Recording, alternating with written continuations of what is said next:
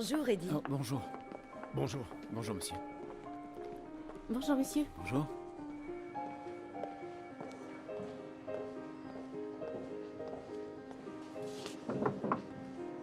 Oui, entrez.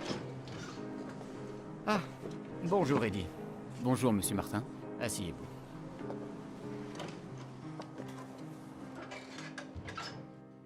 Saint Augustin d'Hippone, c'est un autre érudit, un érudit algérien, dont la réflexion profonde est imprégnée d'humanisme, un érudit qui a œuvré au service de toute l'humanité, qui a donné de la voix aux aspirations d'une société vulnérable. Il s'agit d'un reportage qui a été diffusé sur une chaîne algérienne lors de l'inauguration de la cathédrale Saint-Augustin après sa restauration.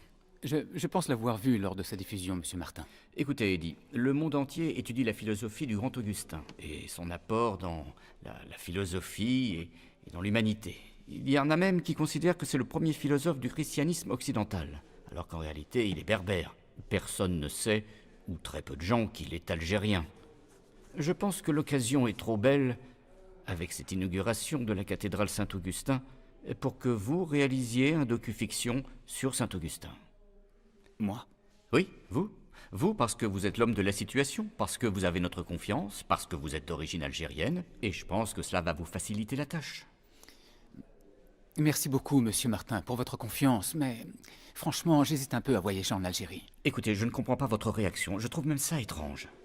Je pensais que vous sauteriez de joie, ne serait-ce que d'aller retrouver votre famille que vous n'avez pas vue depuis très longtemps, je crois. Enfin, de toutes les manières, ce qui est sûr, c'est qu'on ne va pas vous forcer. Mais maintenant, la prod est prête. Si vous décidez de changer d'avis, on vous laisse le temps de la réflexion, mais n'attendez pas trop longtemps. Mais... Écoutez, Eddie, réfléchissez et faites le bon choix. Salut, chérie. J'ai essayé plusieurs fois de t'appeler.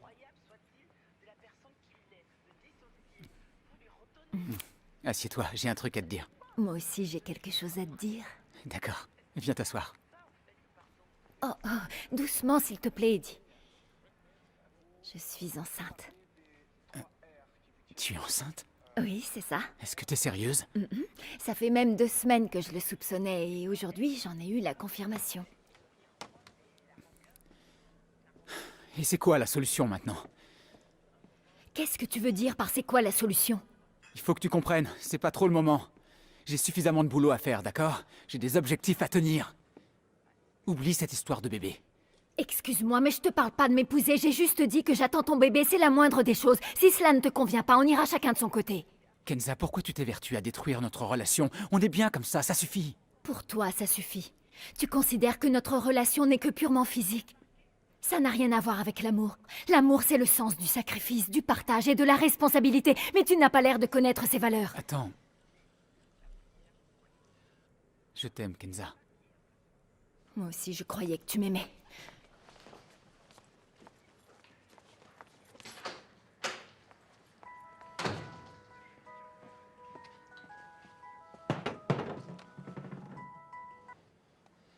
Allô, oui? Oui, monsieur Martin? Oui. J'accepte ce travail, d'accord. Très bien. Avec plaisir, merci.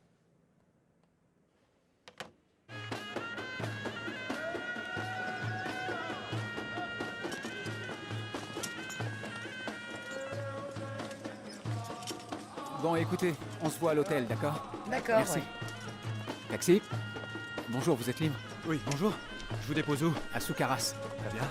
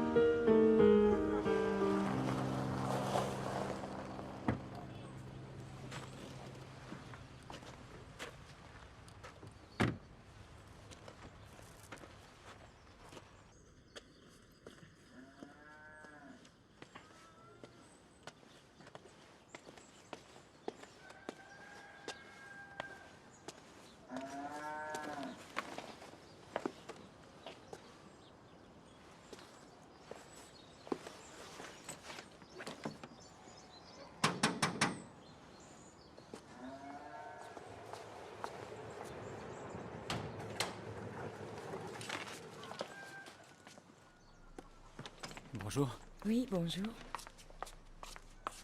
Oh, maman!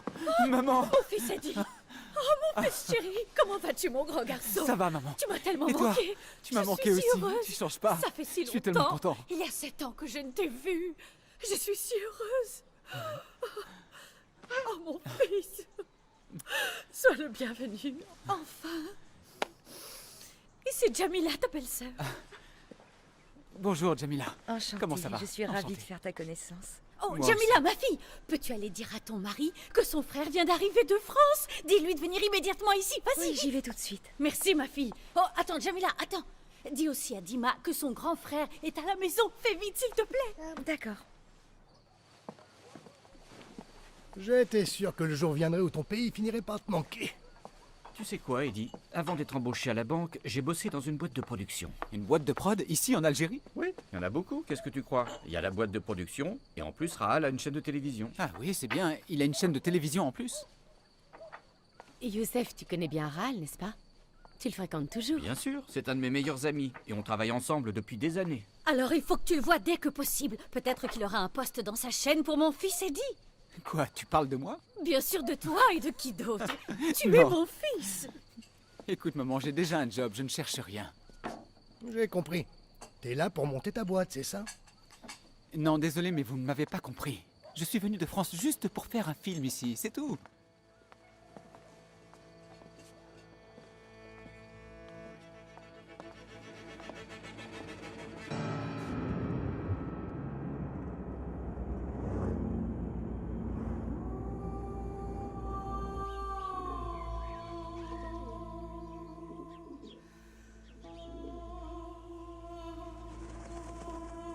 Bon, j'y vais.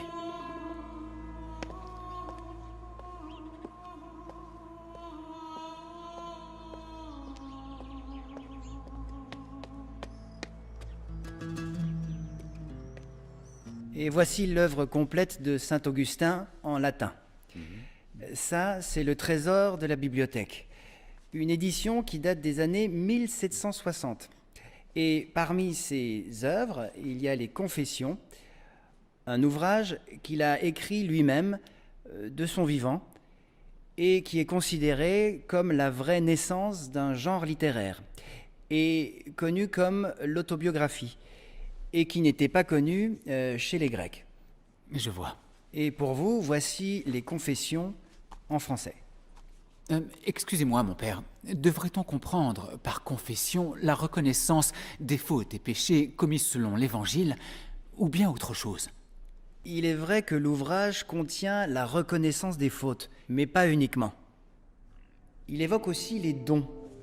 C'est peut-être ce que saint Augustin voulait nous enseigner en disant « La reconnaissance des dons de Dieu précède la confession des péchés commis et le début des bonnes actions. »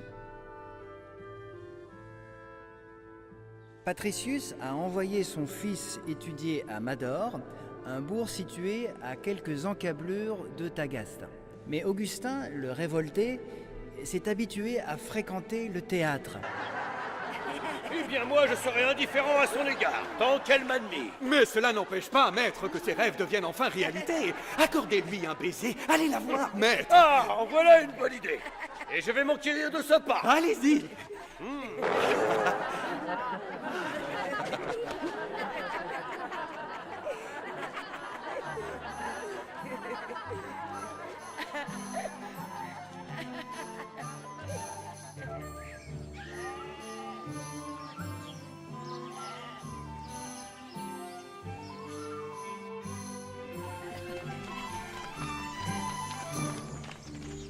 Offrez-nous de ces beaux fruits de votre jardin, noble maître. Allez, serviteur, construisez-moi une passerelle.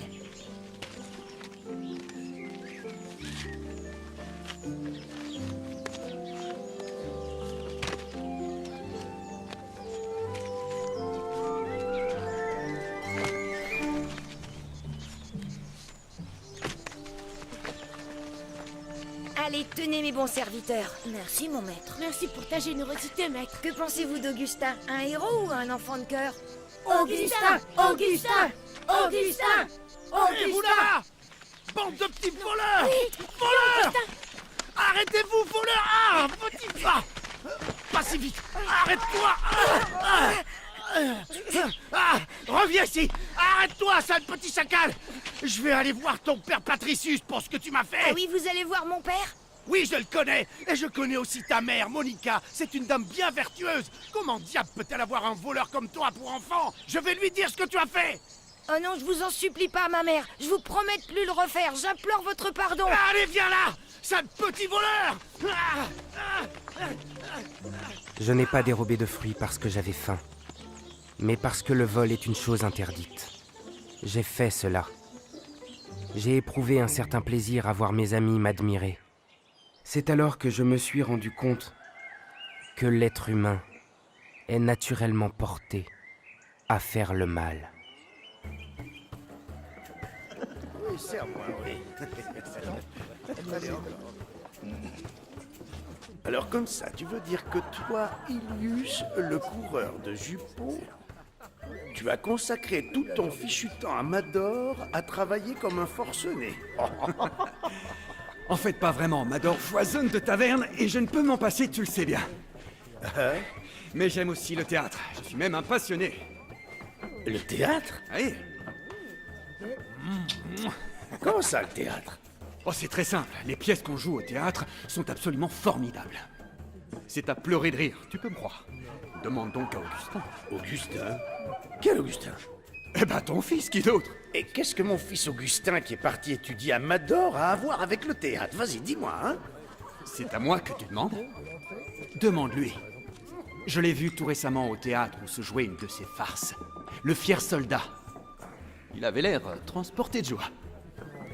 À mon avis, il doit tenir son attrait des plaisirs de la vie de son père.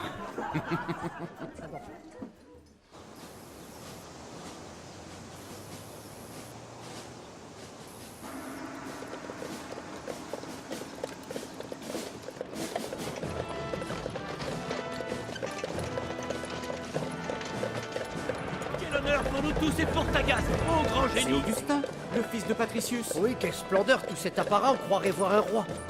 Bienvenue à vous, vénérable maître. Soyez le bienvenu, génie de Tagaste. Longue vie à notre maître. Jeune maître, il est temps de se réveiller. On y est, on arrive à Tagaste. Monica! Monica! Bon appétit. Je vais encore manger seul, on dirait. Les enfants ont déjà mangé. Et toi? J'attends Augustin pour dîner avec lui. Alors tu n'as pas l'intention de jeûner aujourd'hui? Voilà, Augustin.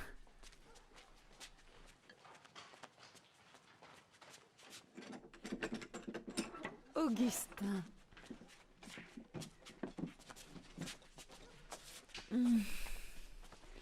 Perpétua. Navekios.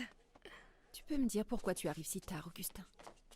C'est à cause de la roue de la vieille charrette qui s'est détachée et on a perdu beaucoup de temps à la réparer, sans parler de ce sacré mulet qui ne voulait pas avancer. Et que dire alors de l'autre tête de mule qui a laissé ses études de côté pour aller traîner dans les théâtres? Qu'est-ce que tu veux dire par là, père? Parce que tu imagines que je ne sais pas à quoi tu passes ton temps, Amador. Je n'ai rien fait de mal, père. Tais-toi, t'es qu'un menteur et un idiot. Tu délaisses tes études pour traîner avec de mauvaises fréquentations et te débaucher dans les théâtres et tout ce que tu trouves à dire c'est j'ai rien fait de mal. Si pour toi aller au théâtre c'est de la débauche, regarder c'est mieux que de s'y livrer. Comment ça? Calme-toi. Pauvre folle.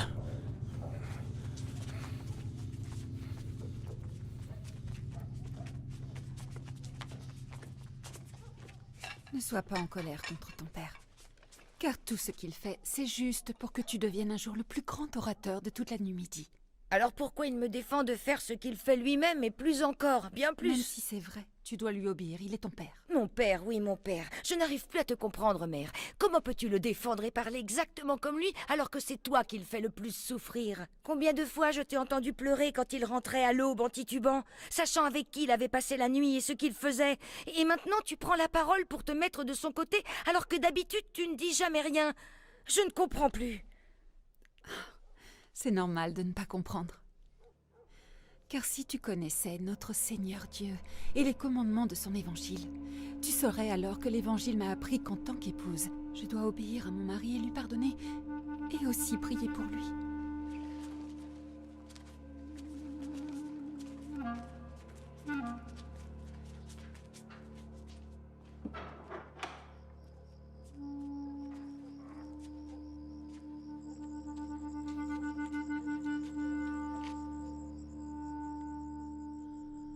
Ô mon Seigneur, mon Dieu et mon Sauveur, Jésus-Christ, viens à mon secours.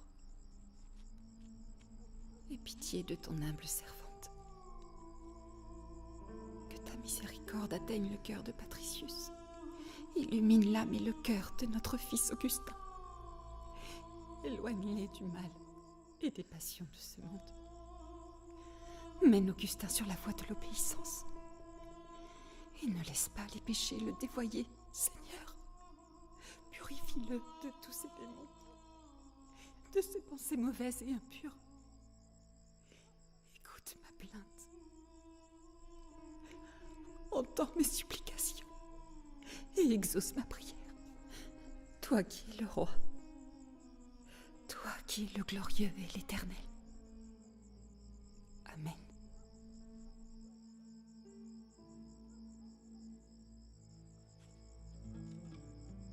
De là est né le conflit à l'intérieur d'Augustin. Conflit entre l'idéalisme de sa mère et la poursuite du monde réel. Qui suivre?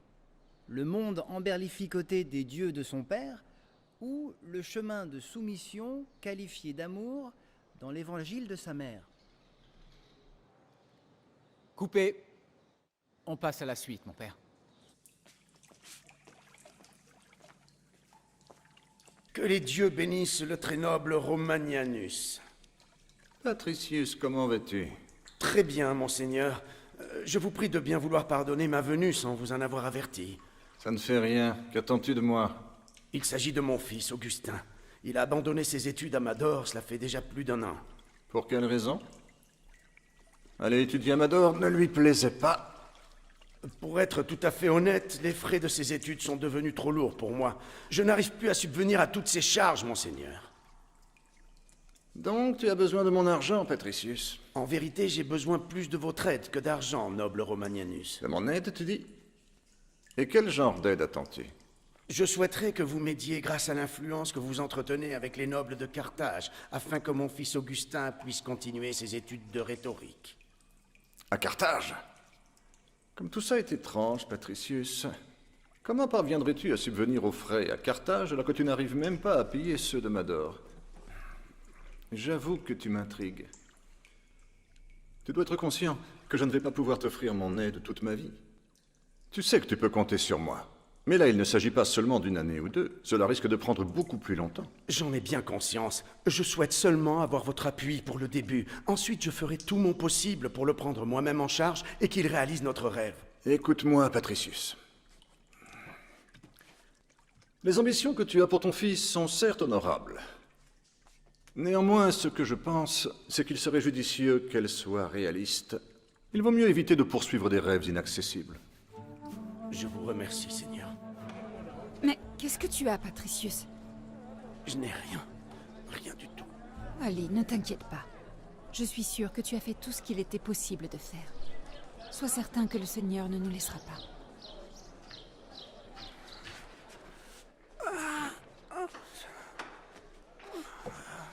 Qu'est-ce que tu as? C'est rien. Ça va. Allez, va t'allonger un peu.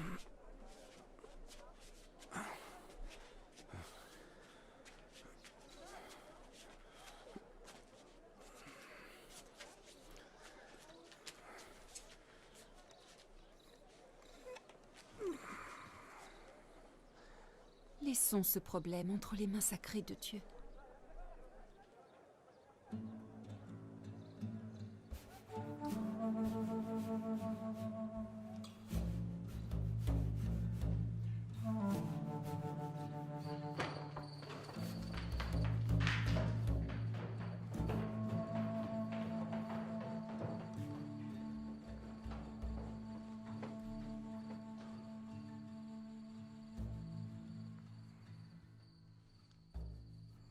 Rejetez-vous Satan, ses mauvaises actions, son adoration et tous ses mensonges. Oui, je le rejette. Acceptez-vous le Christ.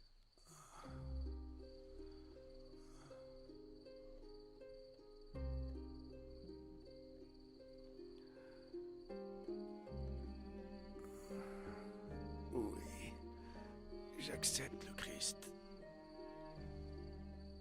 Croyez-vous qu'il est roi et Dieu?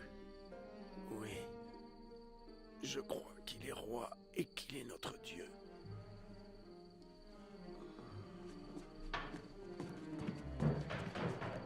Répétez après moi, je crois en un seul Dieu.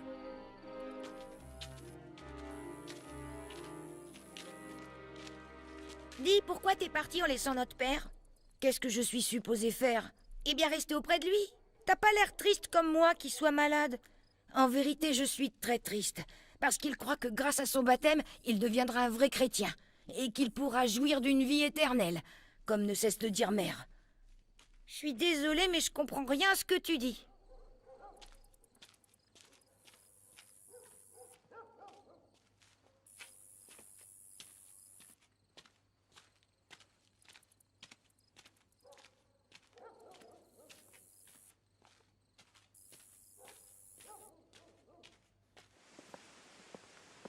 Merci beaucoup, mon père. Mais non, c'est moi qui vous remercie. Allons, on vous a pris tout votre temps. Vous avez été formidable depuis le début, donc merci beaucoup, et on s'excuse. Mais non, je vous en prie, ne dites pas ça. Vous avez travaillé dur et vous devez être exténué.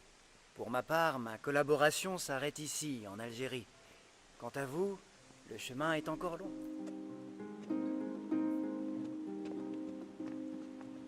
Chacun de nous veut que la justice soit appliquée. Une justice basée sur la vérité.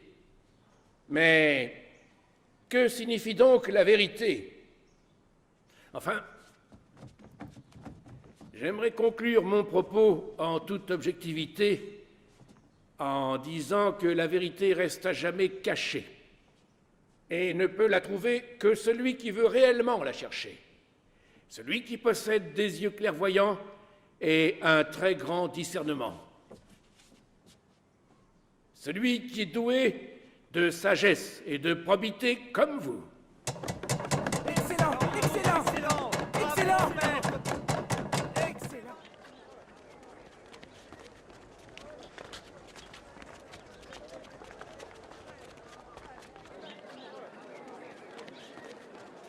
Oh, Alypius. Si seulement je pouvais devenir aussi bon orateur et aussi renommé qu'Asclépius. Allons, on n'exagère pas, mon ami.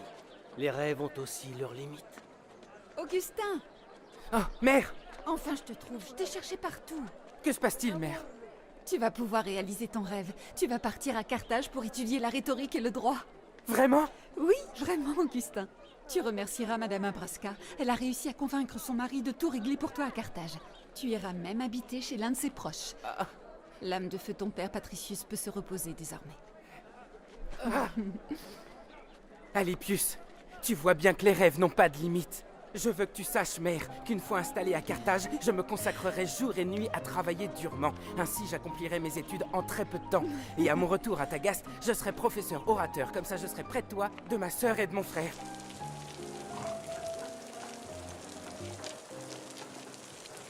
Enfin, je suis libre. Seul loin du bâton du maître, loin des yeux de ma mère, et loin de la tombe de mon père. Je peux enfin me réaliser et choisir seul mon destin. J'arrive, Carthage.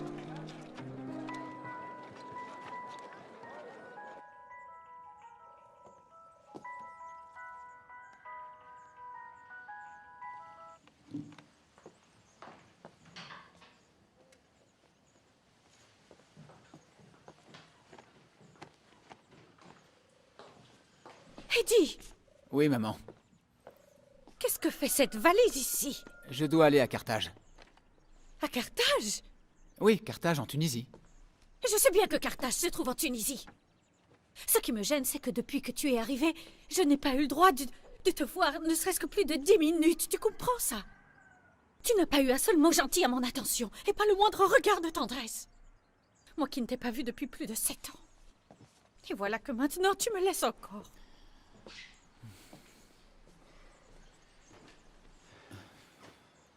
Maman, je dois juste me rendre en Tunisie. Tu sais bien que j'ai un film à terminer.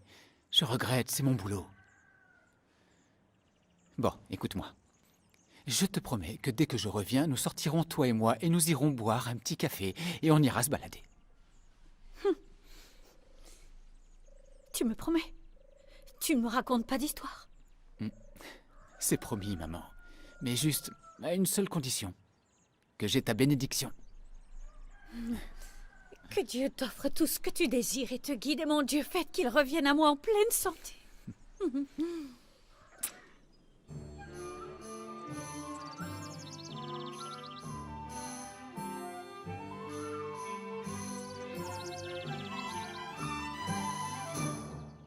Professeur, j'ai été très heureux d'apprendre que vous aviez obtenu un doctorat en philosophie augustinienne, et surtout, précisément ici à Carthage. Je pense que votre participation ne pourra qu'enrichir notre film. Je vous remercie pour ces très gentils mots. Excuse-moi, Eddie, Oui. où est-ce que je pose la caméra? Je te dis ça tout de suite. Professeur, où sommes-nous exactement ici?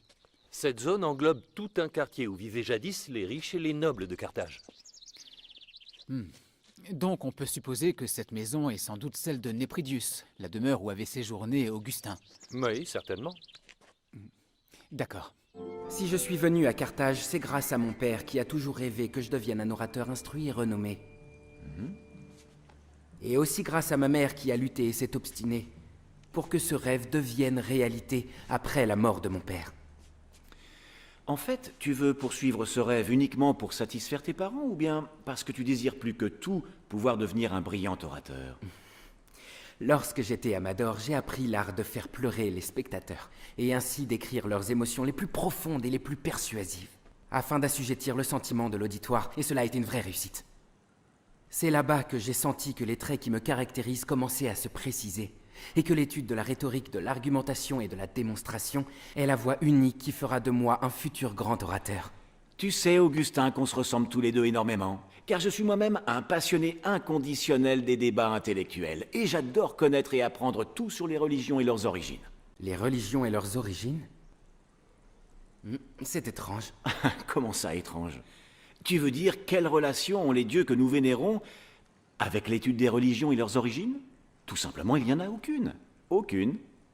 En dehors de l'amour de la connaissance. Je t'en prie, assieds-toi.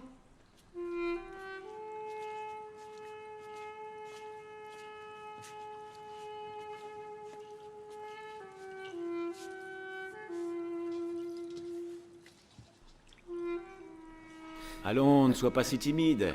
Laisse-la donc faire. C'est son travail. Elle s'appelle Tanit. C'est une vraie et belle berbère. N'est-ce pas?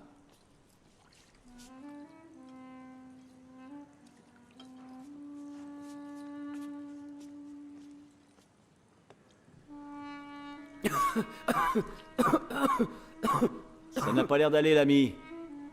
Il semblerait que tu ne sois pas habitué à boire du vin. Ouais, c'est ça. C'est ma toute première fois.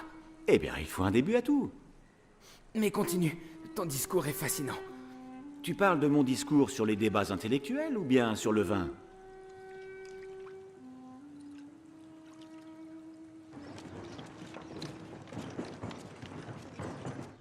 Et puis, en conclusion, la définition qu'on peut donner de la rhétorique, c'est une technique pour s'adresser à n'importe quel interlocuteur, dans le simple but de l'influencer. Et partant de cette définition, y a-t-il quelqu'un parmi vous qui pourrait expliquer les parties et les éléments de la rhétorique?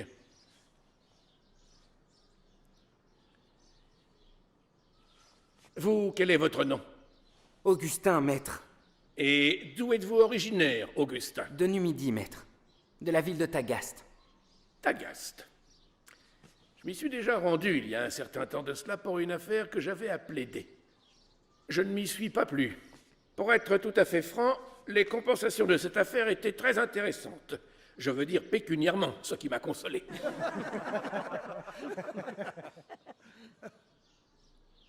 Oui, à vous, votre nom? Prios, maître. Je viens naturellement de Carthage. Alors citez-nous donc les éléments qui concernent la rhétorique. Les règles de la rhétorique, ce sont celles qu'utilise l'orateur. Oui, bien sûr, bien sûr. Et quoi d'autre, je vous prie? C'est tout, l'orateur emploie la rhétorique et la rhétorique sert l'orateur. On peut dénombrer 5 éléments. Tout d'abord l'art, ensuite le discours, et aussi l'orateur, puis l'interlocuteur, et enfin l'influence. C'est tout à fait exact. Cependant, cela ne vous dispense pas de vous excuser d'avoir pris la parole sans demander la permission. Veuillez m'excuser pour cela, maître. J'accepte avec plaisir vos excuses, car vous avez fait la démonstration de la confiance en soi. Vous avez manifesté de l'assurance et vous n'avez pas été troublé lorsque je vous ai traité avec un certain dédain. Bravo à vous. C'est excellent, Augustin. Vous devez tous ici vous imprégner de la qualité d'intervention dont Augustin vient de faire acte. En tout premier lieu, avoir le courage de se confronter.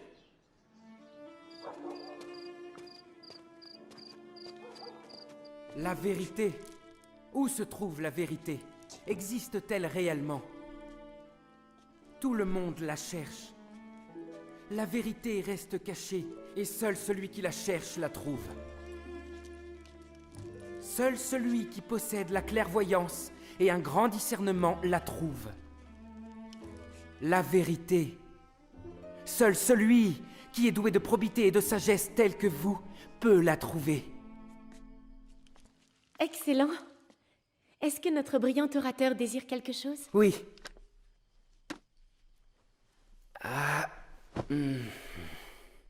Je souhaiterais posséder un champ et une ferme dans l'une de ces belles campagnes africaines.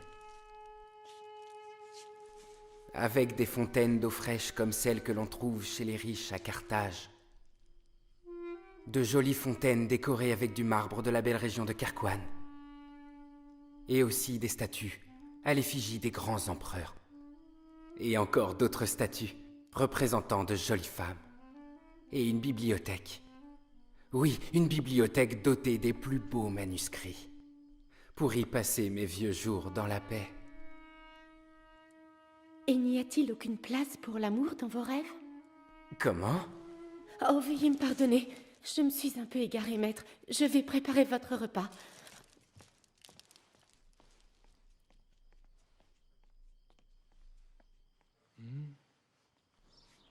Je vous ai déjà demandé d'apprendre le plaidoyer de l'orateur grec Périclès, le plus grand orateur d'Athènes. Qui parmi vous l'a étudié? Eh bien, écoutons Augustin, notre futur maître orateur.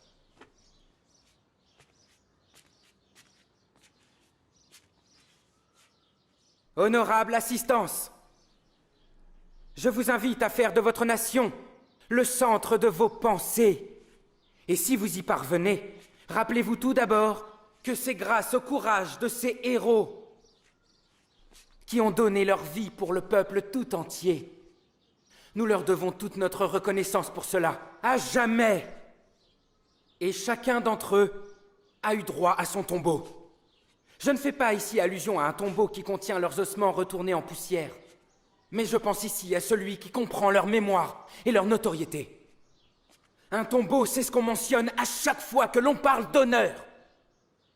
La terre entière est semée de tombeaux de tous ces grands hommes.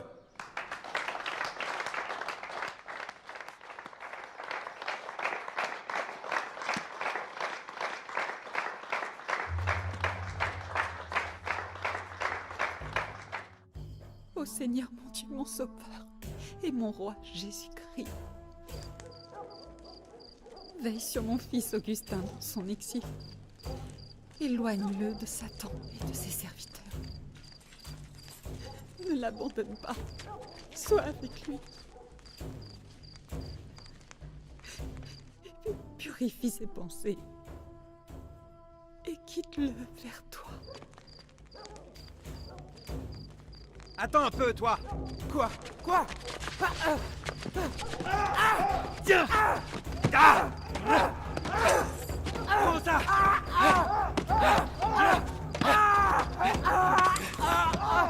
Allez.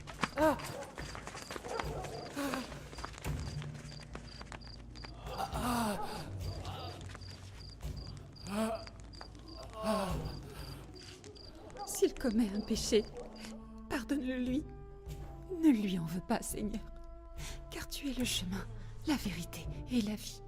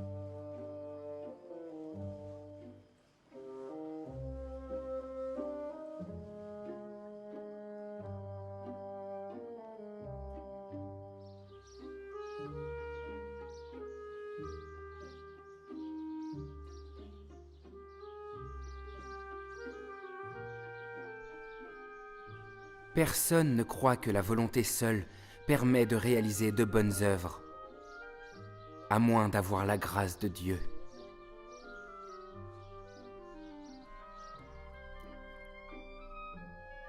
J'ai lu chez Platon et Cicéron des paroles très sages et très belles. Cependant, jamais je n'ai lu chez eux quelque chose d'aussi beau que « Venez à moi, vous tous qui êtes fatigués et chargés, et je vous donnerai du repos. »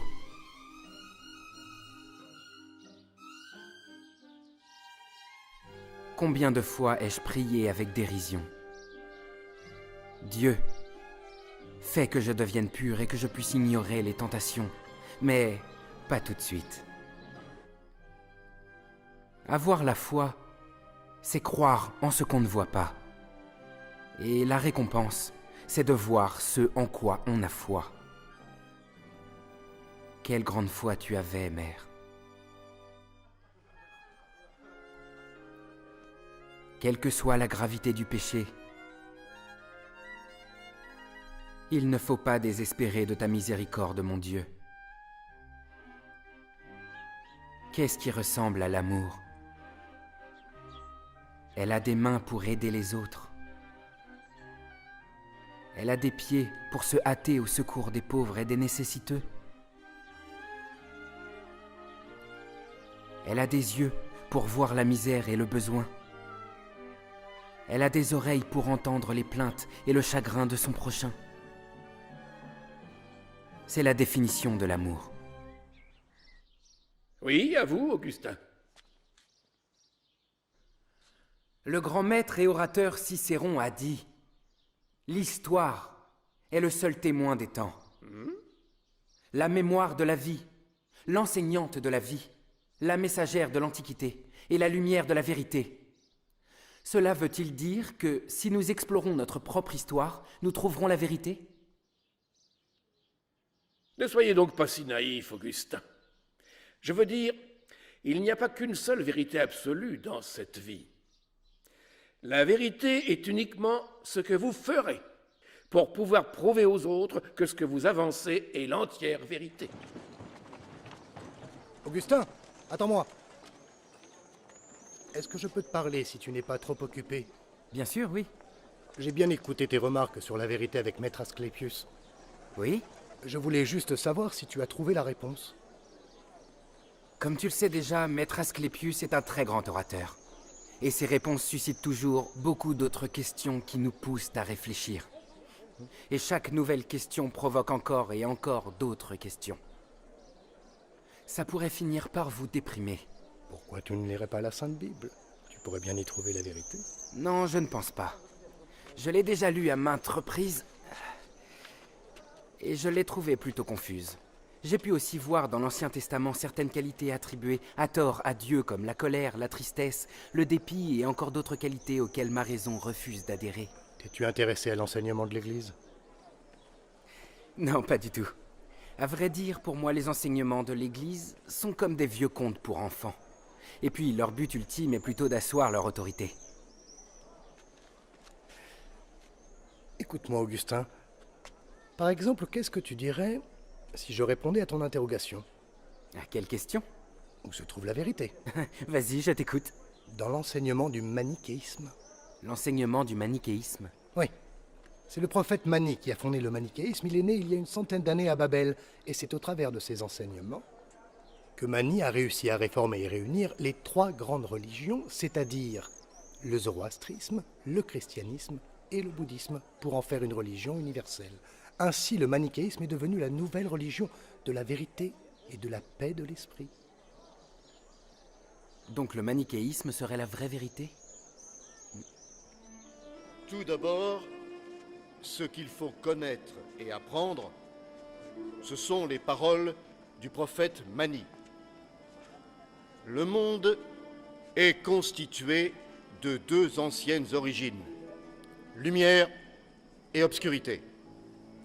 Et le bien est le royaume de la lumière. Et le mal est le royaume de l'obscurité. La lumière est l'élément essentiel pour les êtres supérieurs. Et Dieu a établi son trône dans la lumière. Maintenant, mes amis, nous allons accueillir notre nouvel ami, Augustin. J'ai appris par notre cher Aquilius que vous étiez en quête de la vérité. Cela nous comble de plaisir. Mais j'aurais tout d'abord aimé savoir si vous êtes chrétien. Non, non. Alors, à quelle religion croyez-vous? Je suis ma propre raison. Très bien, très bien. Puisque vous suivez votre raison, les préceptes du prophète Mani seront votre vérité. Je suis prêt à tout entendre. Le manichéisme rejette le monde du syncrétisme. Il n'est pas possible de matérialiser Dieu et de le rapporter au monde des péchés. La rédemption des péchés n'est pas possible par le sang du Christ, comme le prétend le christianisme. C'est quand l'âme se libère de la prison du corps, dans la libération des lumières, de la prison des ténèbres, que la connaissance peut libérer de la captivité de l'ignorance. C'est pour cela mon très cher Augustin, que nous avons le devoir de nous opposer à ces chrétiens qui prétendent que le salut de l'âme réside dans la mort du Christ sur la croix sans contrepartie. Toutes leurs fausses théories sur la grâce et l'amour de Dieu éloignent de la vérité. En fait, la seule voie juste est celle de mortifier nos corps, de nous abstenir des plaisirs afin de pouvoir atteindre la transcendance de nos âmes.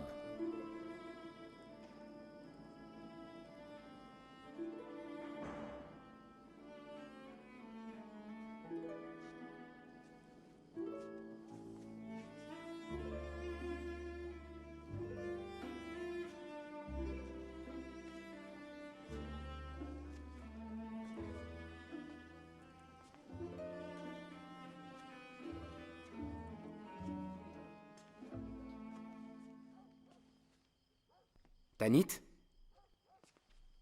J'étais en train de penser à toi. Tu pensais à moi? Je veux dire à un sujet qui te concerne directement. Comme c'est étrange, car je pensais également à quelque chose que je dois t'apprendre, une chose qui nous concerne tous les deux. Et quelle est cette chose? Non, d'abord toi, dis-moi ce que tu tiens à me dire. Hors de question. Au moment où le soleil va apparaître, les nuages doivent s'éclipser. Je viens d'apprendre que j'attends un enfant. Un enfant?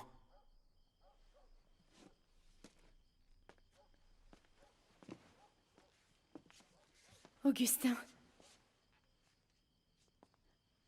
À l'évidence, cela ne te réjouit pas. Peu importe, que Dieu veille sur toi. Tanit!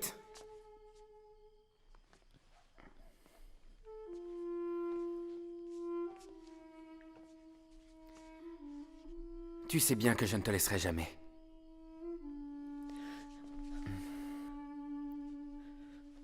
Que vais-je faire maintenant? La vérité veut que j'abandonne les plaisirs de mon corps, alors que je suis attaché à elle, et bien incapable de le faire. Et la voilà qui attend un enfant de moi. Est-ce la main du destin qui arrête mon adhésion au manichéisme? Mais je l'aime.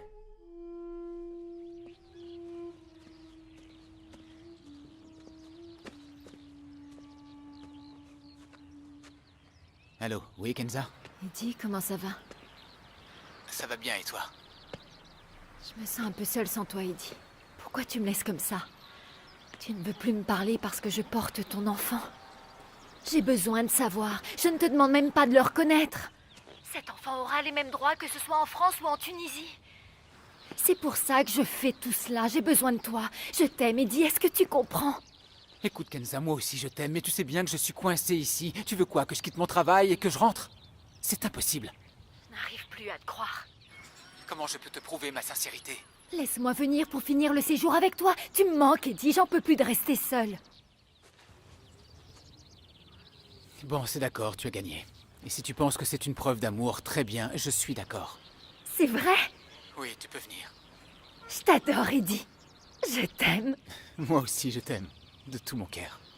Je dois te laisser. À bientôt, chérie.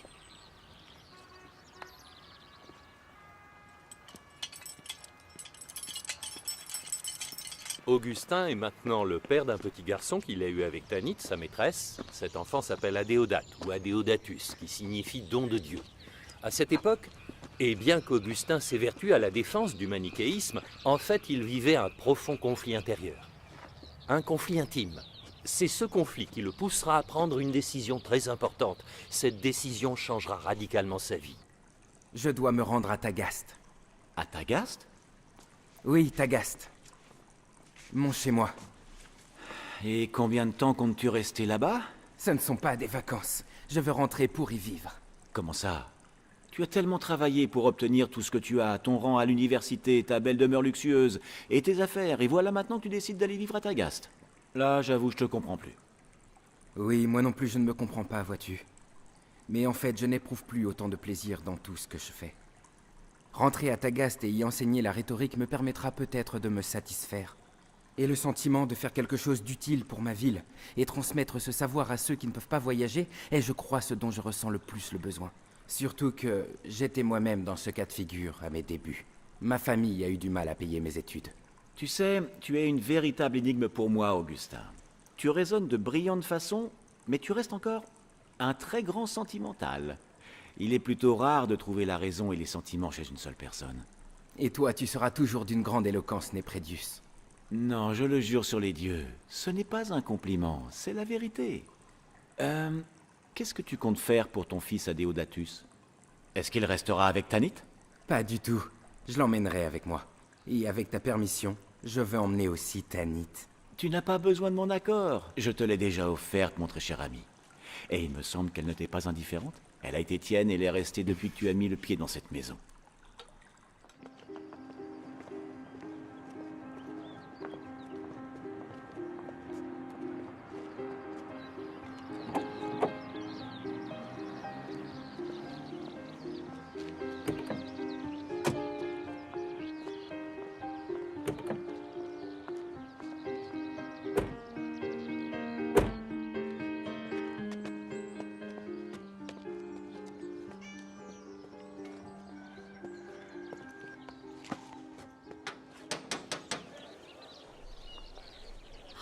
Augustin.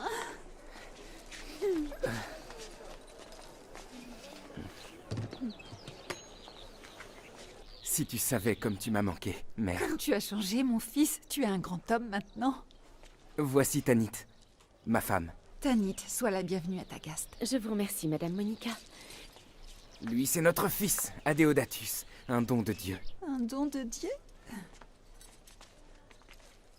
Un don de Dieu. Et où sont Névécus et Perpétua?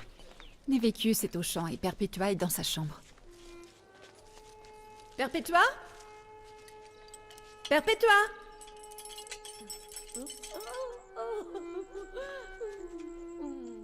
Oui.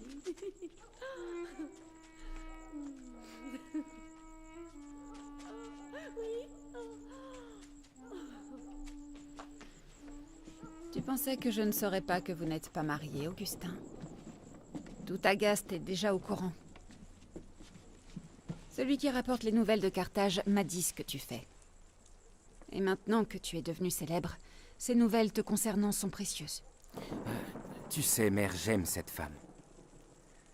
N'est-ce pas suffisant qu'elle soit chrétienne? Si la loi romaine n'empêchait pas d'épouser une esclave, je l'aurais déjà fait. Tu dis l'épouser?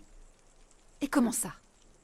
Oh, j'ai aussi entendu dire, toujours par ce même messager, que tu t'intéresserais à cette hérésie de manichéisme qui interdit le mariage? Mère, je suis fatigué, alors si tu le veux bien, je préférerais qu'on en reparle non, demain. Maintenant, Augustin. Crois-tu que je pourrais accepter ce péché au sein même de cette maison? Chut, je t'en supplie, mère. N'élève pas la voix, je t'en conjure. Je baisserai le ton pour qu'aucun humain n'entende. Mais que comptes-tu faire avec celui qui sait chaque chose que tu vis? Bon, nous allons quitter cette maison tout de suite. Non, attends. Ton enfant n'a rien à voir avec ça. Il ne mérite pas de sortir par un froid pareil. Allez, reste. Nous trouverons bien une solution grâce à Dieu.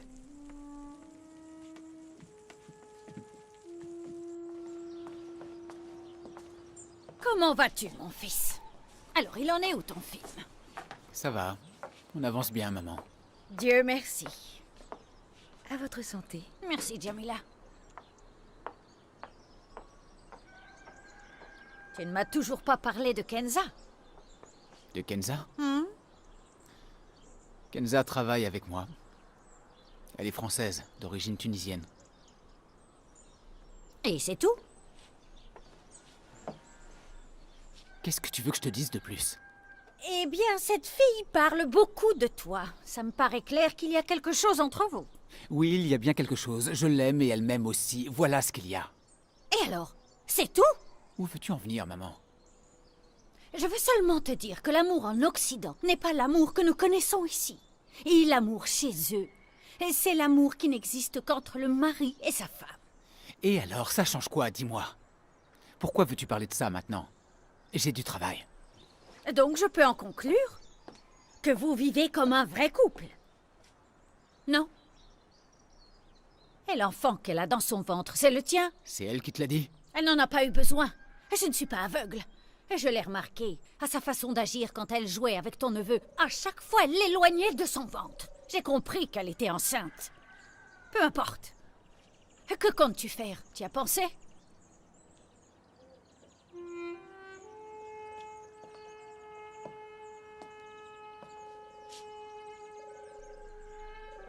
Laisse ta conscience décider pour toi. Souviens-toi juste qu'elle aussi a une famille. Tu en as conscience? Tu n'aimerais pas que ta sœur se retrouve dans la même situation, n'est-ce pas, Eddie?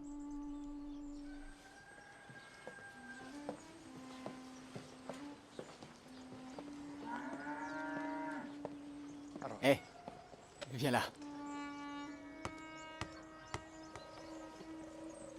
Allez, donne. Oui, allez, tire. Tu me le donnes?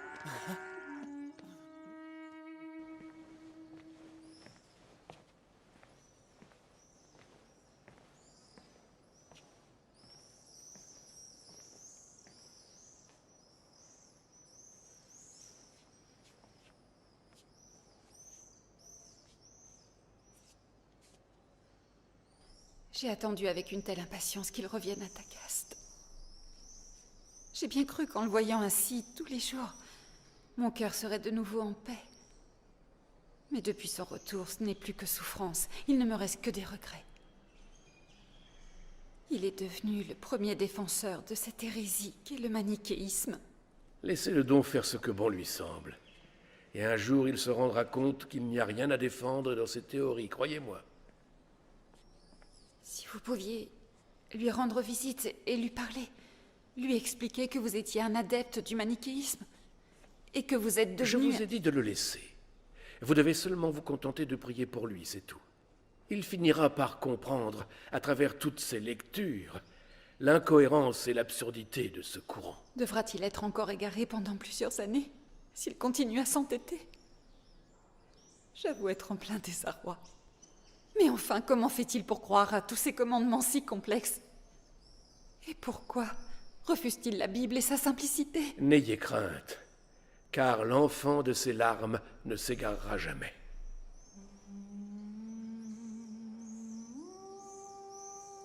Vous ne savez pas, vous ne savez pas, vous ne savez pas, vous ne savez jamais rien.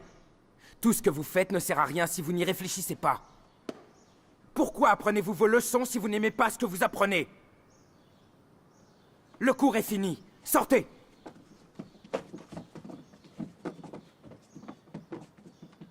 Dis-moi, cher maître. Alypius. Dis-moi, Augustin, qu'est-ce qui t'a pris de t'emporter comme ça? Parce que je trouve inacceptable de passer tout ce temps ici sans parvenir à trouver un seul autre étudiant aussi brillant que toi. Qu'y a-t-il de si drôle, dis-moi? Eh bien, à vrai dire, je me suis très souvent demandé combien de temps tu allais tenir à Tagaste avant de te rendre compte que cette ville est beaucoup trop étroite pour tes rêves.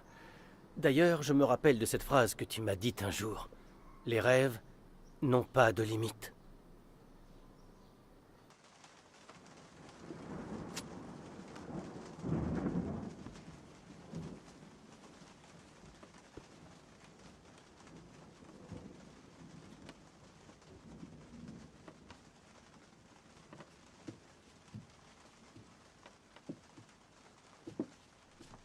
Augustin?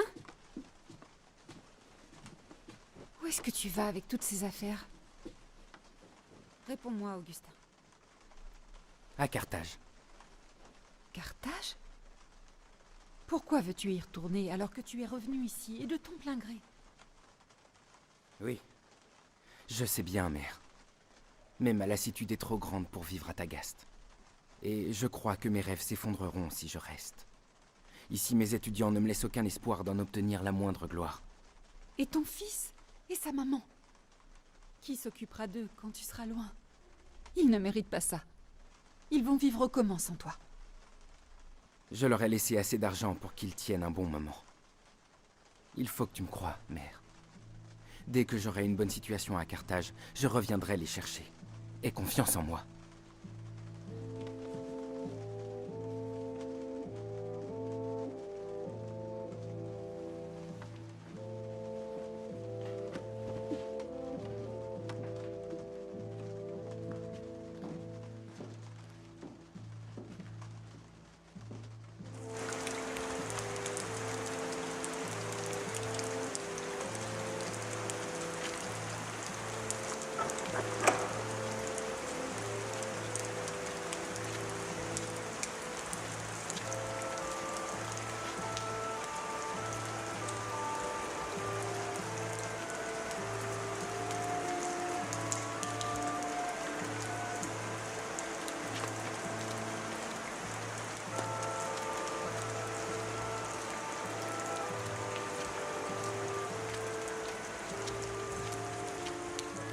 Ah Seigneur, j'ai tellement tardé à t'aimer, à voir ta beauté suprême et éternelle. Tu as toujours été à mes côtés, mais en raison de ma rébellion, je n'ai pas pu être avec toi.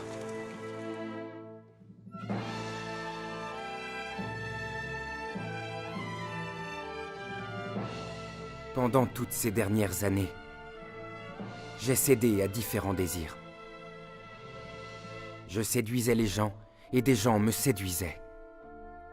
Je les trompais et parfois ils me trompaient. Tantôt publiquement par la science et tantôt secrètement sous de faux slogans religieux. Comme il est absurde de tout savoir et de ne pas te connaître, toi, Dieu et Seigneur. Je ne gagnais de tout cela qu'une pitoyable popularité, embellie par les applaudissements de la foule.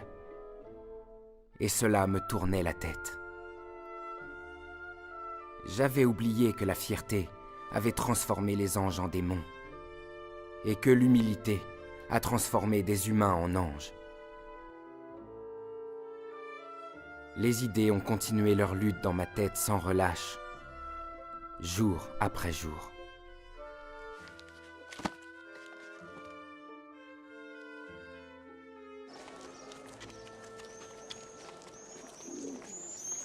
Conviction? Et quelle conviction? Après tout ce temps, tu arrives encore à te poser des questions? Je me pose toutes les questions que je veux, car rien n'est acquis. Et le manichéisme, comme tout autre courant, peut aussi être soumis à des études et aux critiques. Allons du calme, Augustin. Les élèves sont en train de nous regarder et le manichéisme a été interdit. Peu importe. De toute façon, tes doutes seront vite élucidés par le prêtre Festus quand il rentrera de Rome très bientôt. Et c'est pour quand ce très bientôt? Je crois qu'on en reparlera plus tard. Je dois te laisser. On se voit ce soir. Vas-y, à plus tard.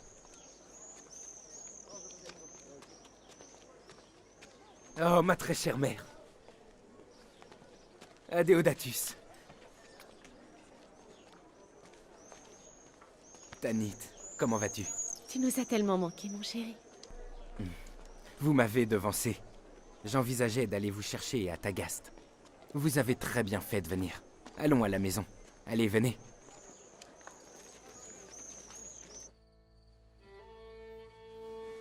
Ton chemin n'est pas le bon. Même si tu as enseigné et convaincu tout le monde avec la clarté de tes mots et ta logique. Ton chemin ressemble à la vérité, mais ce n'est pas la vérité. Je reconnais que je ressens des limites. Mais, mère, je cherche la sagesse dans sa profondeur. La sagesse et ses sources. La sagesse et son sens le plus profond. C'est tout ce que je désire. Est-ce de la sagesse d'enseigner des concepts vaniteux à tes étudiants et de prétendre, toi et tes semblables manichéistes, que le péché et la méchanceté proviennent de Satan? Et que les êtres humains n'ont rien à voir avec cela? S'ils cèdent, c'est la faute de la méchanceté et non des méchants? Je suis surprise de voir le grand penseur Augustin adhérer à ce genre de théorie prétentieuse.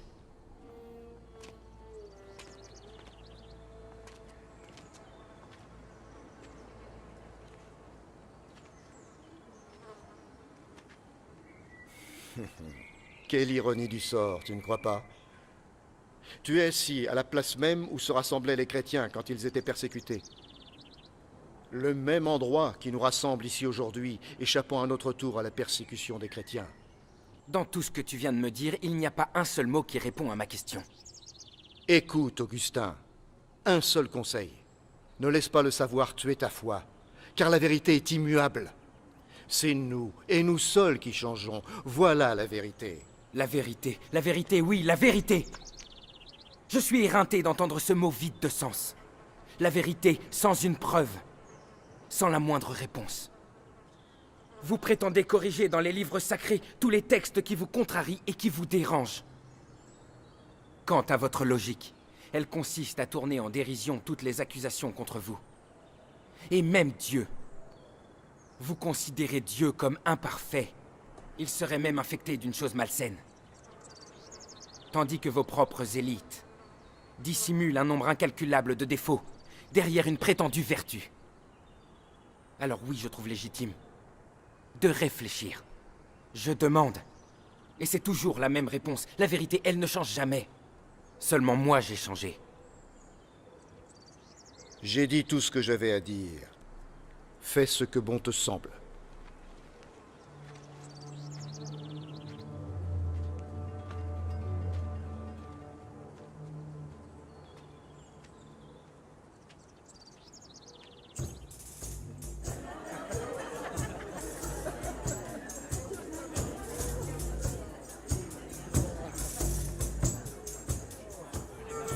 Excusez-moi de vous déranger, maître Augustin. J'ai une missive de la part du consul de Rome.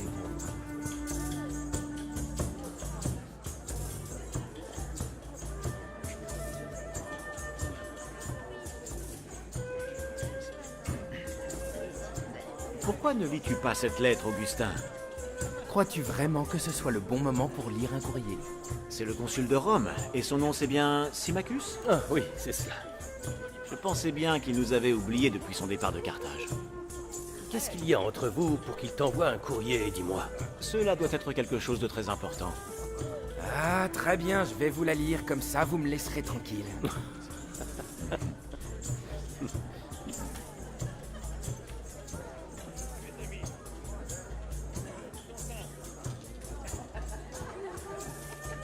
Eh bien, Augustin, tu vas enfin nous dire ce qu'il y a d'écrit?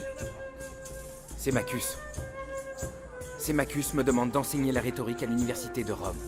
Si je comprends bien, tu vas être obligé de quitter Carthage? Je vais y réfléchir, mais pas avant d'avoir terminé ce très important entretien.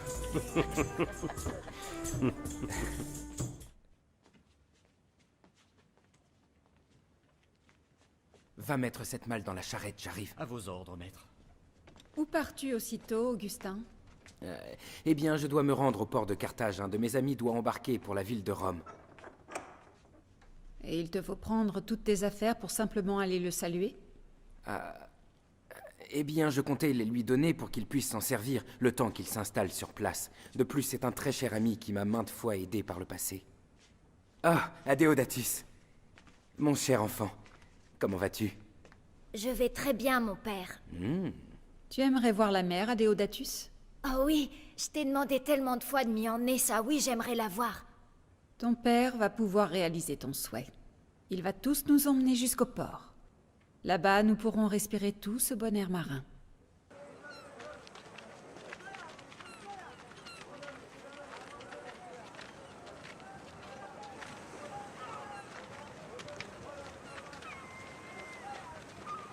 Maître Augustin! Maître Augustin! Quoi, parle? C'est le bateau, il est prêt à appareiller. Je le sais déjà, je le sais. Écoute-moi et ne dis plus rien, d'accord? Bien, maître. Pourquoi est-ce que tu me dis que le bateau va être retardé? Je fais quoi, moi, maintenant, hein? Que se passe-t-il avec cet homme, Augustin? Il y a que le porteur m'a dit que le bateau de mon ami est retardé. Et où se trouve ton ami? Je suppose qu'il a dû aller se reposer quelque part en attendant que tout soit enfin prêt. Je pense que vous devriez rentrer à la maison. Pourquoi y retourner? Il vaut mieux que nous restions l'attendre avec toi. Alors vous voulez rester? Pourquoi faire? Je viens de te le dire, le bateau a pris du retard. Je préfère être seul pour retrouver mon ami. Votre présence ne fera que me ralentir, sans compter que vous risquez d'être bousculé par la foule. Alors... Que dirais-tu d'aller m'attendre dans son église que nous voyons en haut de cette colline? C'est une bonne idée. Mais ne tarde pas trop, veux-tu? J'essaierai, mère, je vais essayer, promis. Allez-y, prenez ce chemin.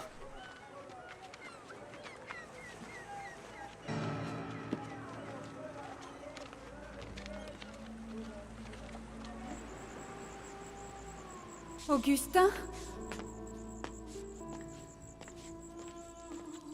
Augustin!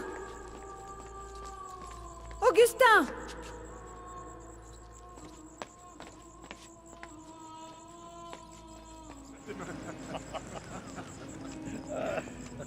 Sa femme l'a même quitté. Tu l'as dit.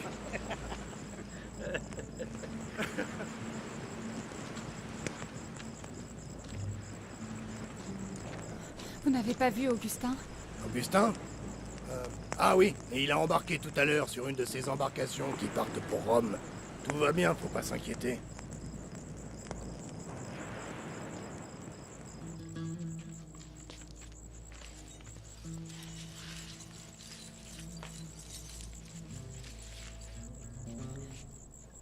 Tanit, Augustin nous a abandonnés.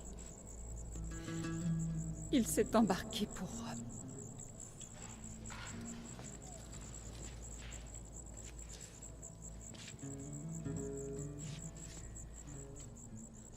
Oh, Seigneur, mon Dieu, mon Sauveur, Jésus-Christ. Pourquoi l'as-tu laissé s'en aller loin de nous? Pourquoi tu as permis cela, Seigneur? Tu m'as promis qu'il sera à toi. Jusqu'à quand va-t-il continuer à te fuir? Jusqu'à quand, mon Dieu?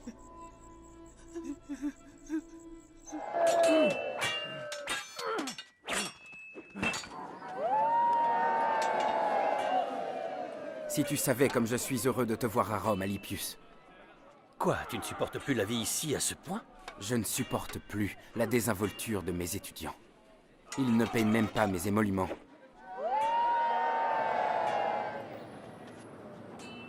Tu peux me croire. Ici, je n'ai pas réussi à avoir un seul ami. Mon seul véritable ami, c'est le consul Sémachus. Est-ce que je dois comprendre que tu ne suis plus les manichéistes comme avant? Les manichéistes? Non, pas du tout.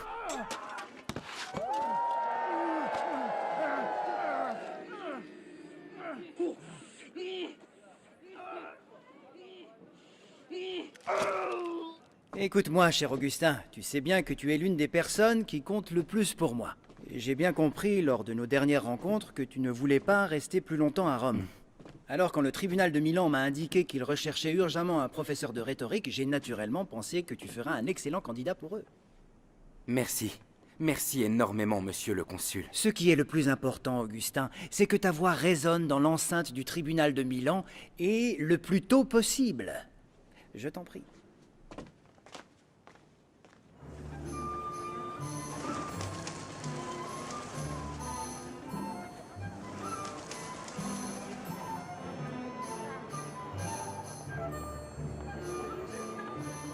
J'ai été surpris et perturbé lorsque j'ai évalué le temps passé entre mes 19 ans et maintenant. Aujourd'hui, j'ai 30 ans. Je continue à vouloir profiter du présent qui s'échappe, qui fait que je me disperse, que je m'éparpille. Mon Dieu, je vais rester dans la boue si tu ne me tires pas de là. Je resterai aveugle si tu ne m'ouvres pas les yeux.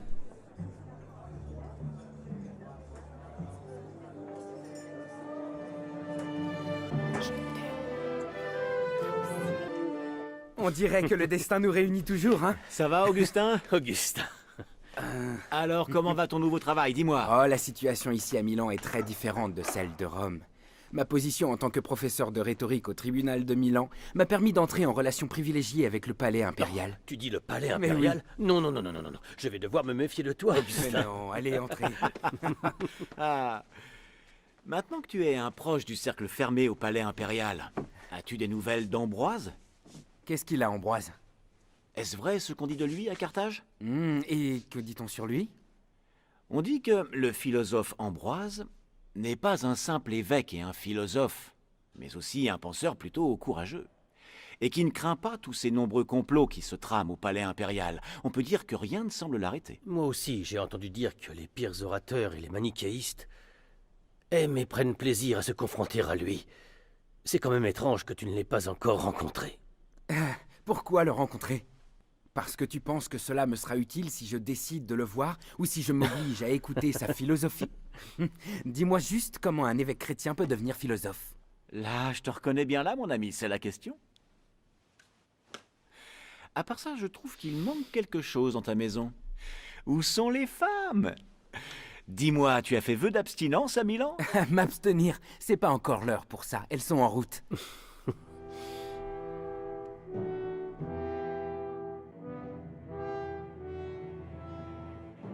Voici l'ordre de l'empereur Valentinien. Tenez. Est-ce que je dois assister au serment de l'évêque Ambroise? Je n'en vois pas l'intérêt, j'y perdrai mon temps. Quelle en est la vraie raison, en fait? Le palais commence à craindre l'influence d'Ambroise, mais aussi la sympathie qu'éprouve le peuple de Milan pour lui. Nous aimerions savoir à quoi pense Ambroise et ce qu'il prépare. Et vous êtes celui qu'il nous faut, celui qui peut le comprendre, et celui qui pourra l'arrêter.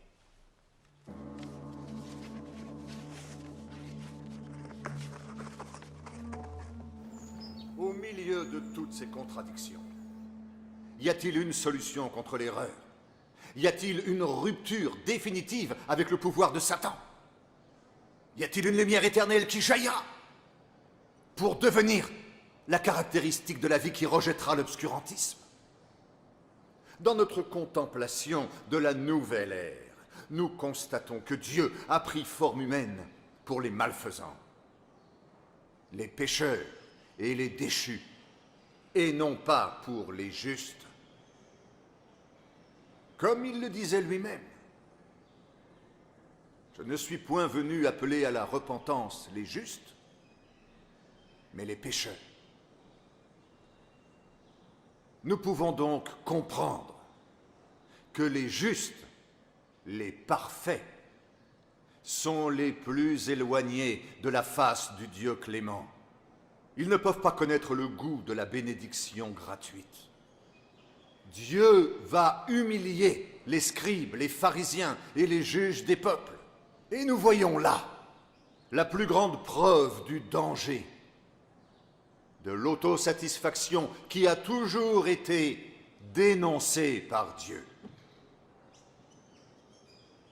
Seul face à l'erreur, celui qui a la foi entend, parce qu'il écoute, tandis que celui qui n'a pas la foi n'écoute même pas. Et même s'il écoutait, il n'entendrait pas. J'ai été honoré, monsieur l'évêque, d'avoir pu assister à votre excellent prêche. Tout l'honneur revient à Dieu qui nous a permis de transmettre son message. Votre simplicité de langage permet à n'importe quel auditoire de tout bien comprendre.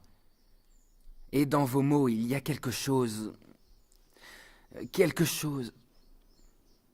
qui touche le cœur, qui m'a permis de ressentir une paix que je n'avais jamais connue auparavant. Je vous promets de venir assister régulièrement à vos messes, dès aujourd'hui. Je serai très honoré que vous y assistiez.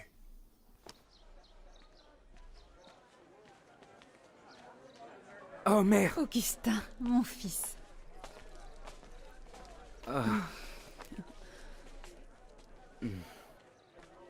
Adéodatus. Mon père, tu m'as tellement manqué. Tu m'as manqué aussi, mon fils. Comment vas-tu, Tanit? Je vais bien. Mais entrez, venez vous asseoir par ici, venez.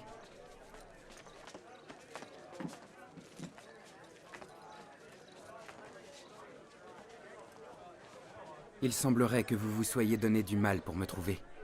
C'est grâce à ton ami Alypius, il nous a bien aidés. Sans lui, nous serions encore en train d'errer dans cette grande ville.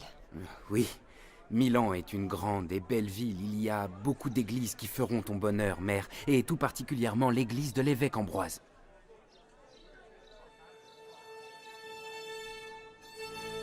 Je ne peux pas nier une certaine admiration envers les idées, la rhétorique et la philosophie de cet évêque. Ce que vous me dites me semble très grave et très sérieux, Augustin. Cela confirme bien toutes mes craintes. Je ne vois pas de danger à admirer sa philosophie. Si vous, qui êtes un orateur émérite en rhétorique, admirez son discours, alors que dire du peuple? Cet Ambroise a su accaparer les esprits de tous ceux qui gravitent autour de lui.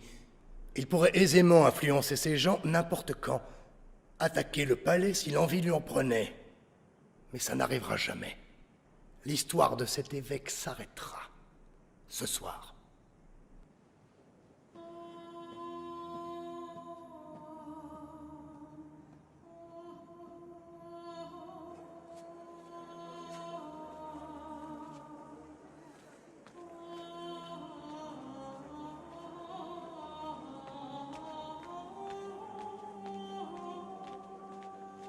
Écoute, mère. Augustin? Il faut que nous quittions cet endroit au plus vite. Et pourquoi ça? Je tiens beaucoup à rencontrer l'évêque Ambroise. J'ai quelque chose d'important à te dire. Tu pourras parler avec lui une autre fois. Je te le répète, je ne partirai pas avant d'avoir vu l'évêque Ambroise. Écoute, mère. Les soldats de l'empereur sont en route pour la cathédrale. Ils viennent pour l'attaquer. Comment ça, attaquer la cathédrale? Tu crois que je vais abandonner la maison de Dieu pour te suivre? Je t'en supplie, mère. Il n'y a plus de temps à perdre. Tout le monde ici me connaît. Je n'ai pas intérêt à ce qu'il me retrouve précisément ici. Tu as peur pour ta réputation et ton pouvoir, Augustin. Tu n'as pas peur pour moi. Mais mère... Le sujet est clos. Si tu veux partir, libre à toi. En ce qui me concerne, je sais que Dieu protège tous ses enfants.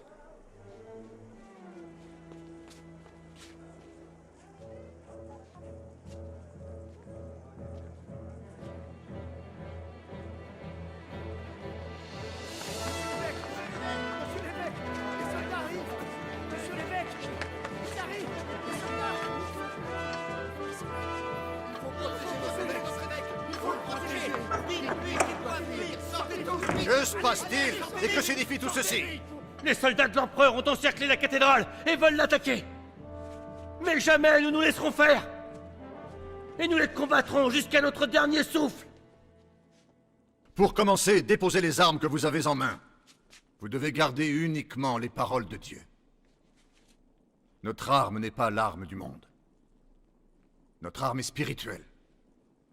Alors armez-vous de votre foi, et Dieu fera le reste.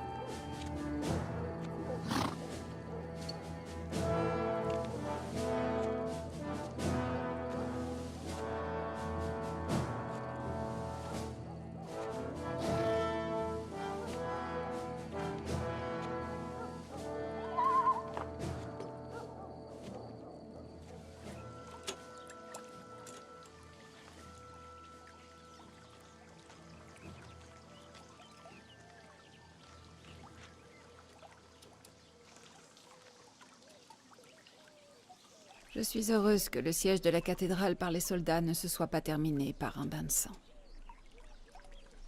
Mais je suis surprise et déçue par ton comportement. Tu avais l'air si étranger à tout ça. Parfois, je n'arrive plus à te comprendre, Augustin. Tu semblais être ami avec Ambroise, puis tu agis comme tu l'as fait ce soir-là. Le fait que je sois devenu ami avec l'évêque Ambroise ne veut pas dire que je sois devenu un chrétien. Si je le fréquente et écoute ses sermons, c'est sur ordre de l'empereur. Il faut que tu comprennes ma situation vis-à-vis du palais impérial. Je travaille pour eux, je n'ai pas le choix. J'aimerais te parler d'un tout autre sujet maintenant. Quoi donc encore, mère? Que veux-tu dire? Je veux dire, mon fils, que tu avances dans l'âge. Il est grand temps que tu choisisses une épouse. Une épouse? Oui. Une épouse qui convienne à ton statut actuel. Je n'ai pas trop la tête à ça en ce moment, mère. Écoute-moi, mon fils. Récemment, j'ai fait la connaissance d'une pieuse et jolie jeune femme à l'église. Elle s'appelle Tertia. Son père est quelqu'un d'important. Je suis sûre qu'elle serait un parti idéal pour toi dans ta situation. Ce n'est pas le bon moment, mère. On en reparlera. Écoute-moi, mon fils. Tu devrais d'abord la voir, ensuite tu prendras ta décision. Ne t'inquiète pas. Tu auras tout le temps qu'il te faudra pour y réfléchir. Elle doit attendre encore 2 années pour être en âge de se marier.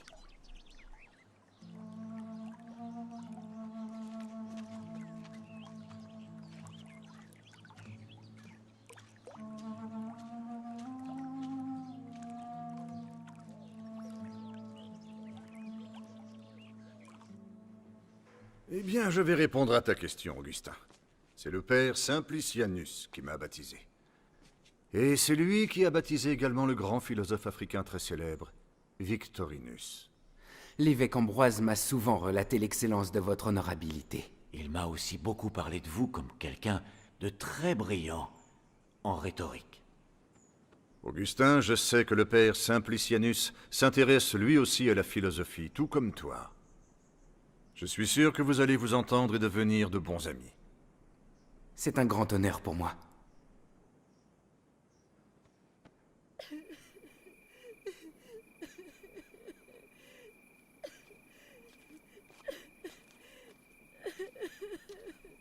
Adéodatus?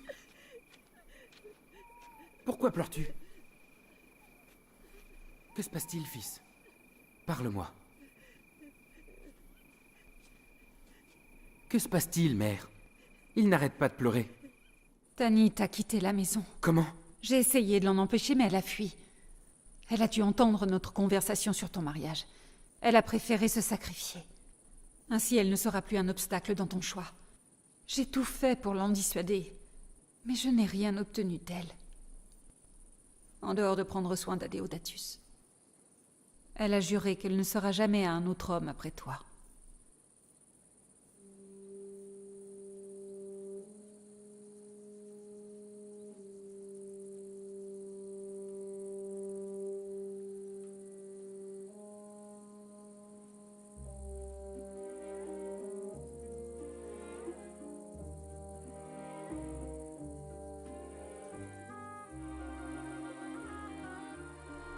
Suite au départ de sa concubine, après 14 années de péché, saint Augustin vécut une vie totalement différente. En effet, il n'aima plus jamais une autre femme comme il l'avait aimée elle. Et son souvenir resta gravé en lui toute sa vie, il ne se remaria jamais. Bon, coupé. Merci beaucoup. C'était un plaisir. Oui, un vrai plaisir. Merci. Parlez-moi, Augustin. Qu'est-ce qui vous tracasse? J'ai beaucoup de choses sur le cœur, mais je ne sais pas quel chemin prendre. J'ai fait beaucoup de mauvaises choses. Je me suis souvent égaré. Connaissez-vous le philosophe africain Victorinus? Oui, je le connais. C'était l'un des philosophes les plus réputés de Rome. Dieu a conduit le philosophe Victorinus vers la foi. Et ce même Victorinus a été capable d'accepter l'humilité du Christ, que les sages ne voient pas et que les enfants connaissent.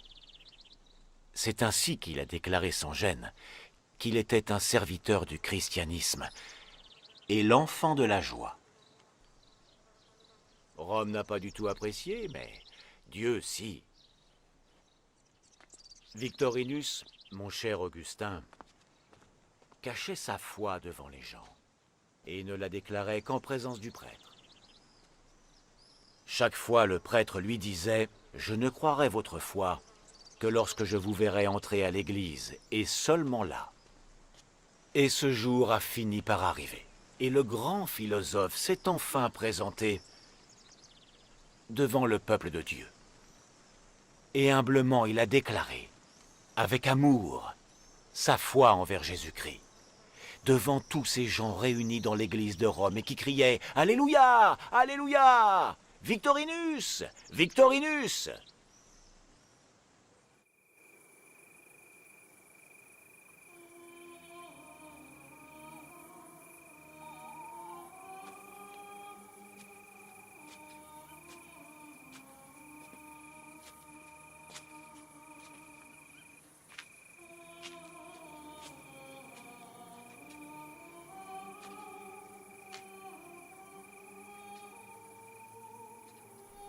Prends-le et lis-le.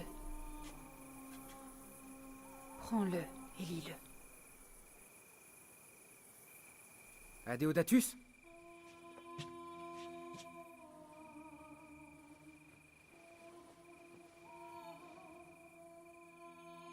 Prends-le et lis-le.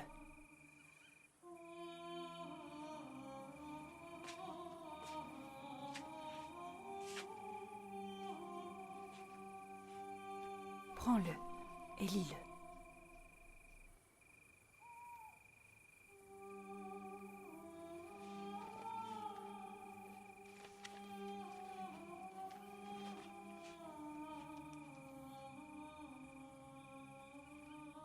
Ni en criant, ni en s'enivrant.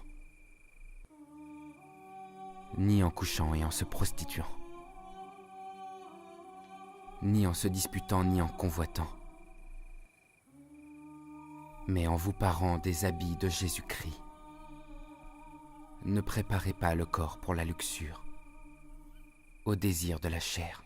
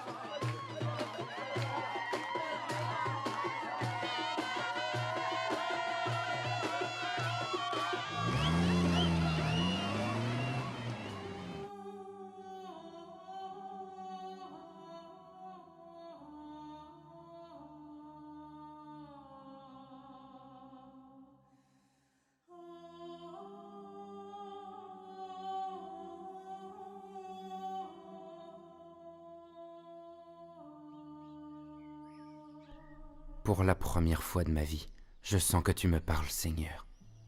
C'est la première fois que je me trouve confronté à moi-même.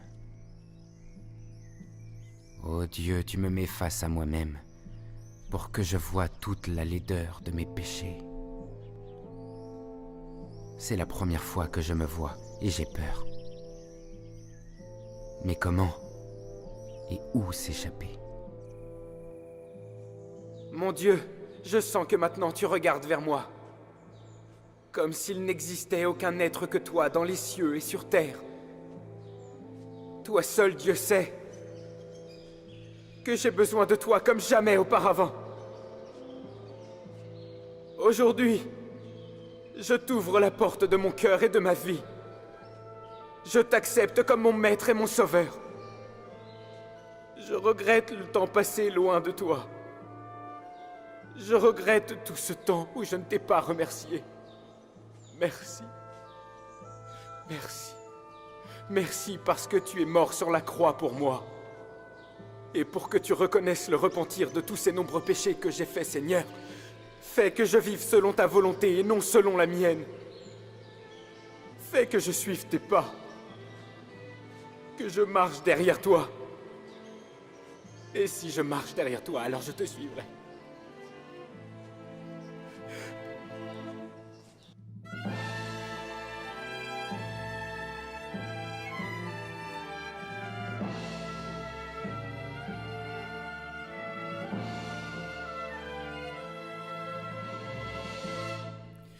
Maintenant, je sais pourquoi je n'ai pas su trouver Dieu. Parce que je l'ai cherché à l'extérieur, alors qu'il était ancré en moi.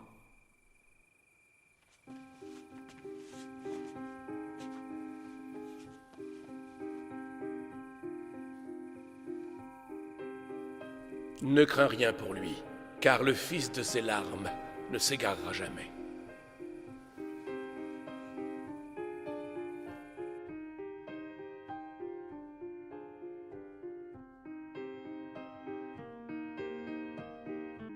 Après sa libération, par son baptême, il est retourné à sa ville natale, Tagaste, puis est venu à Hippone, là où nous sommes actuellement.